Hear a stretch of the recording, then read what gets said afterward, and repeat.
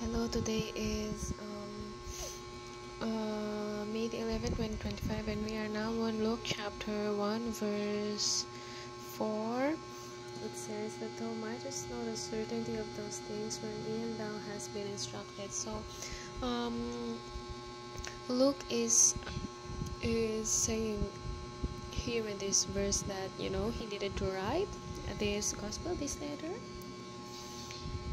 to Theophilus, because so that Theophilus might know that the words that he said were true. And usually for us, if it's not documented, then it did not happen, right? So the same goes here in the Bible. The Bible is here as a testimony of the truth that God wants us to know. So it also shows that Luke has a very good understanding of the things that happened and that were happening.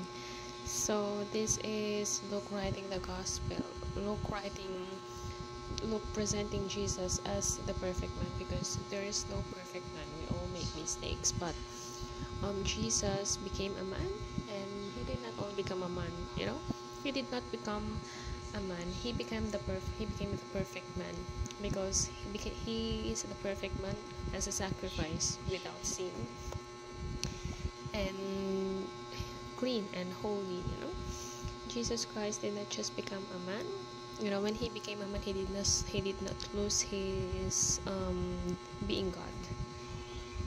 When he was a man, he became 100% man and 100% God. So these things might have been quite difficult to understand and believe, so there is a need for Luke to write this letter there. So this book is actually a letter. The book of Luke is actually a letter. So in here, Luke writes the gospel, the life of Jesus Christ, and why he was the perfect man. So I think that's it for today. Thank you.